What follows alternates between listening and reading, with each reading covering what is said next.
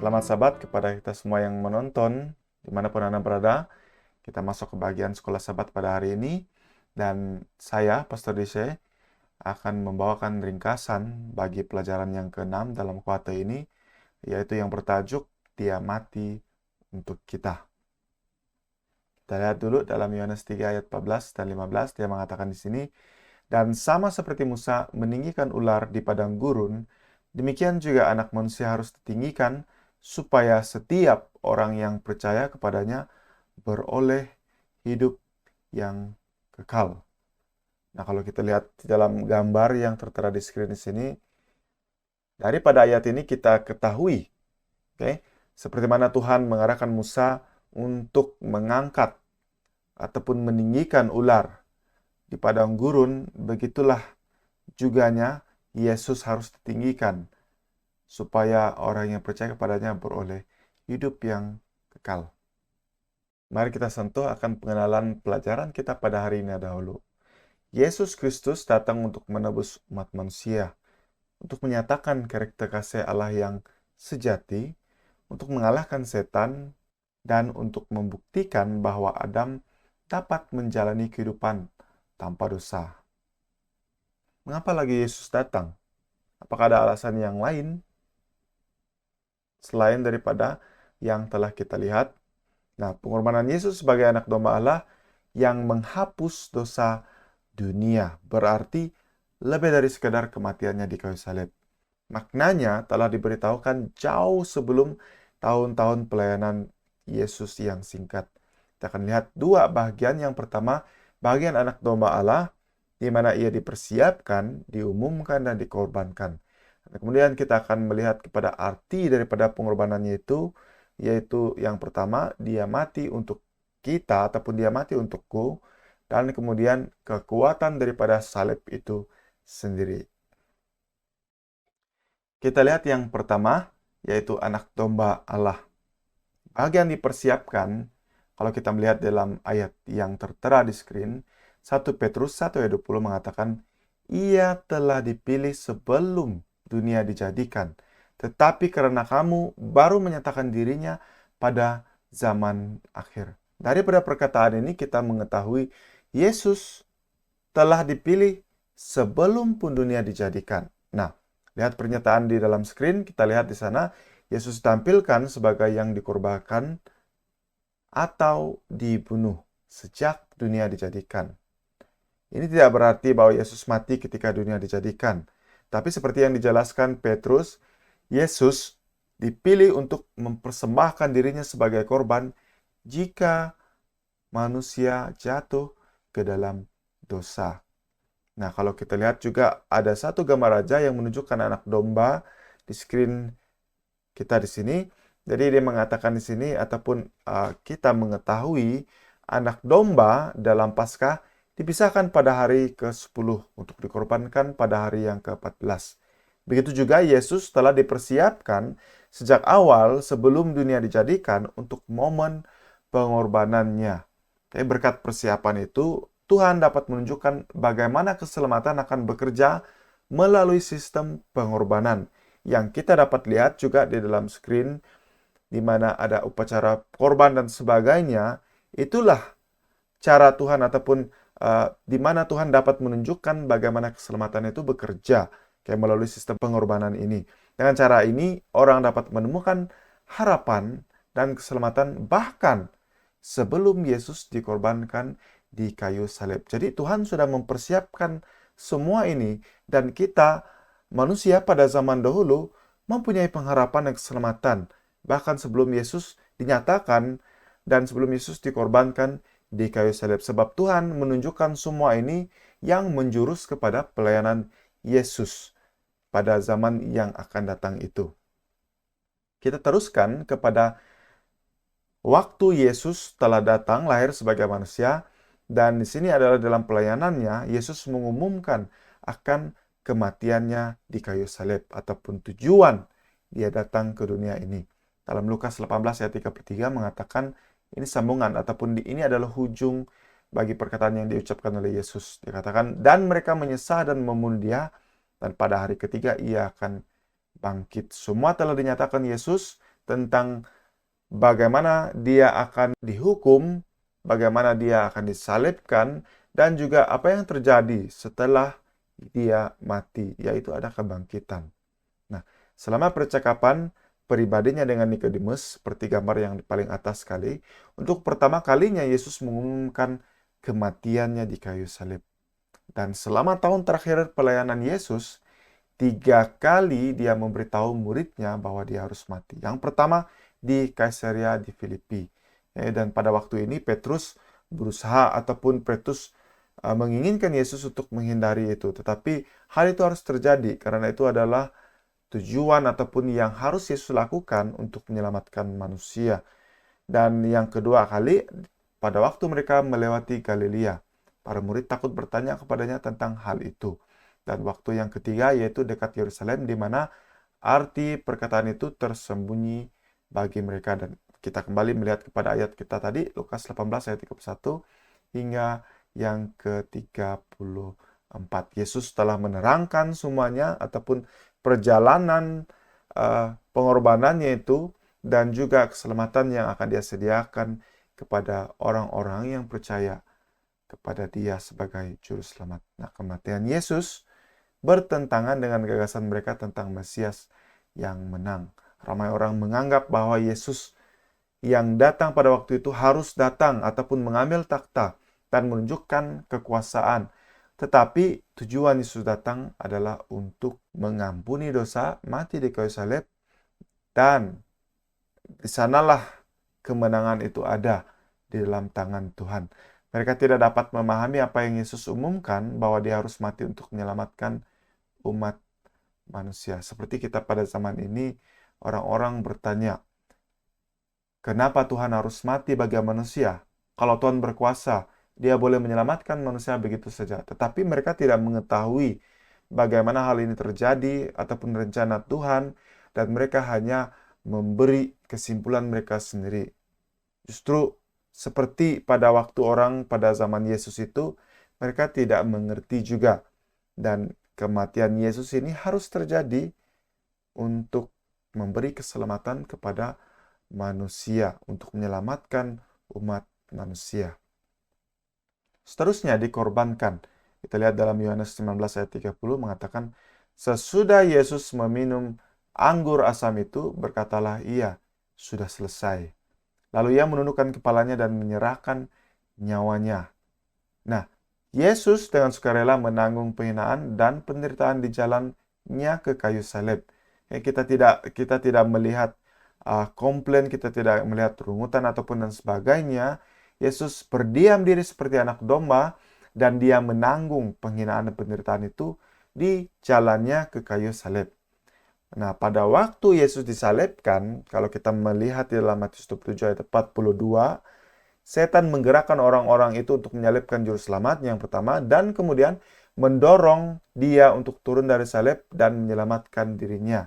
Kayak seperti perkataan para pencemooh, kalau dia benar-benar Tuhan, mengapa dia tidak selamatkan dirinya sendiri?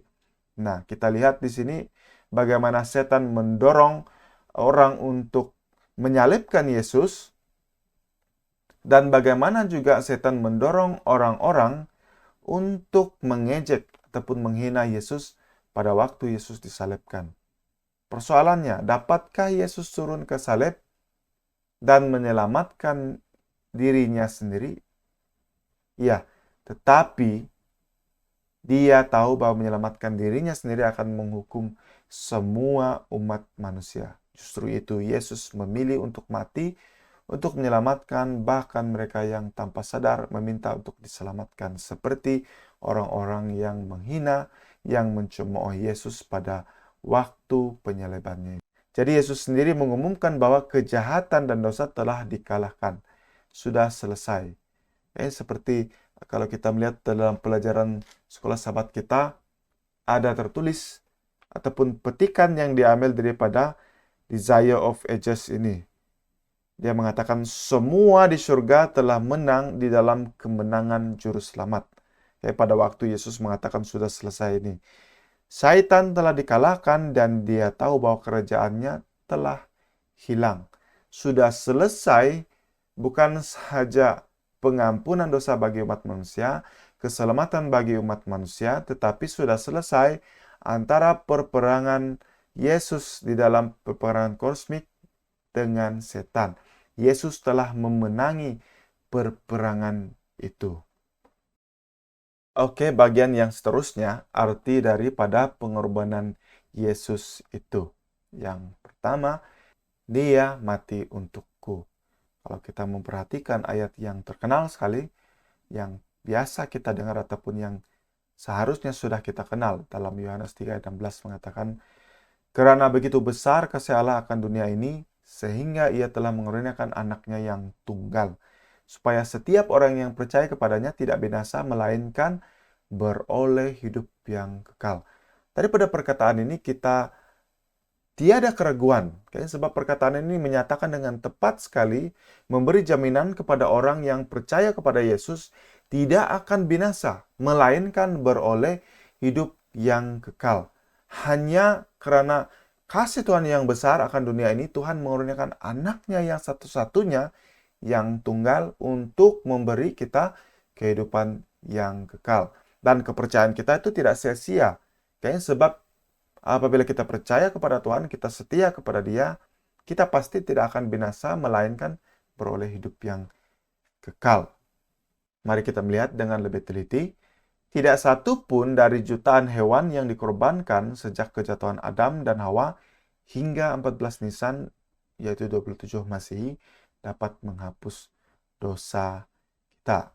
Kalau kita melihat pengorbanan yang dilakukan berulang-ulang ataupun sentiasa akan ada pengorbanan sampai kepada waktu Yesus mati di kayu salib ini. Jadi kita lihat di sini, hanya Sang Pencipta yang dapat menawarkan dirinya sebagai pengganti orang berdosa. Dengan demikian membayar harga dosa mereka, yaitu kematian yang kekal. Kematian Yesus unik dan tidak dapat diulang. Yesus tidak perlu mati seperti bagaimana manusia perlu mempersembahkan korban berulang-ulang untuk dosa mereka. Tidak. Yesus hanya perlu mati satu kali saja. Dan Ia dapat mengampuni segala dosa yang dilakukan, baik sebelum dan sesudahnya. Itu cukup untuk mengampuni dosa kita, dosa saya. Kita tidak perlu Yesus untuk menyalibkan dirinya sekali lagi untuk kita. Tetapi satu kali penyaliban itu sudah cukup untuk mengampuni dosa kita. Berbeza sekali dengan pengorbanan-pengorbanan yang dilakukan sebelum kematian Yesus di kayu salib, di mana mereka perlu menawarkan ataupun membawa persembahan setiap kali mereka memerlukan pengampunan daripada dosa. Dan mereka melakukan ini untuk beberapa tahun sampai kepada kematian Yesus di kayu salib. Sebab kematian Yesus itu telah menamatkan sistem pengorbanan ini. Karena kematian Yesus satu orang telah cukup untuk mengampuni dosa seluruh umat manusia. Jadi pada salib itu kita melihat ada kekuatan. Dalam 1 Korintus 1 ayat 18 mengatakan, sebab pemberitaan tentang salib memang adalah kebodohan bagi mereka yang akan binasa. Tetapi bagi kita yang diselamatkan, pemberitaan itu adalah kekuatan Allah. Orang yang tidak percaya akan pengorbanan Yesus, mereka menganggap kematian Yesus di kayu salib itu adalah kebodohan. Tetapi bagi kita yang diselamatkan, kita yang menerima Yesus sebagai juru selamat, pemberitaan itu adalah kekuatan bagi Tuhan. Sebab di kayu saliblah Yesus telah menang. Apa kekuatan salib itu? Kita lihat ada beberapa di sini. Yang pertama, pada salib itu wahyu terakhir dari keadilan Allah terhadap dosa. Wahyu terakhir dari kasih Allah bagi orang-orang berdosa. Dan salib merupakan sumber kekuatan utama untuk memutuskan rantai dosa. Kalau kita masih merasakan kita berada di bawah rantai dosa, datanglah kepada kayu salib. Lihatlah kepada kematian Yesus di kayu salib. Salib itu merupakan satu-satunya harapan bagi kehidupan kekal kita. Dan salib satu-satunya penangkal untuk pemberontakan masa depan di semesta. Inilah kekuatan daripada salib. Hanya pada salib Yesus keselamatan itu diberikan, pengampunan dosa itu diberikan, rantai dosa itu diputuskan, kematian itu tidak berkuasa lagi bagi orang yang percaya kepada Yesus. Karena Yesus telah bangkit daripada kayu salib, dan itu juga memberikan kepada kita kuasa untuk dibangkitkan, untuk menerima keselamatan pada waktu kedatangan Yesus yang kedua kali. Sebagai kesimpulannya, kita lihat apa yang dituliskan oleh Nyonya White di dalam buku Our High Calling dalam Februari 8, dimatakan, kesempurnaan malaikat gagal di surga, kesempurnaan manusia gagal di Eden. Rencana keselamatan yang mewujudkan keadilan dan kasih Allah memberikan perlindungan abadi terhadap pembelotan di dunia yang tidak jatuh, serta di antara mereka yang akan ditebus oleh darah anak domba. Satu-satunya harapan kita adalah kepercayaan yang sempurna kepada darah Dia yang dapat menyelamatkan sepenuhnya semua yang datang kepada Tuhan melalui Dia. Kematian Kristus di salib Kalvari adalah satu-satunya harapan kita di dunia ini. Dan itu akan menjadi tema kita di dunia yang akan datang. Jadi seperti mana pelajaran kita, Yesus telah mati untuk kita, bukan hanya kita seorang, tetapi semua manusia. Yesus telah berkorban dan membuka jalan bagi kita untuk menerima keselamatan. Lihatlah kepada salib. Ambillah salib itu sebagai sesuatu kekuatan bagi kita untuk melawan ataupun memutuskan rantai dosa. Karena pada salib itulah harapan kita, keselamatan yang diberikan kepada Tuhan. Karena pada salib itulah yang telah menang melawan kuasa-kuasa jahat, dan Yesus telah menjaminkan kemenangan itu kepada kita, maka haruslah kita berpegang kepada salib itu dan menerima kematian Yesus di kayu salib sebagai sesuatu yang berharga dalam kehidupan kita. Semoga Tuhan memberkati kita. Selamat Sabat.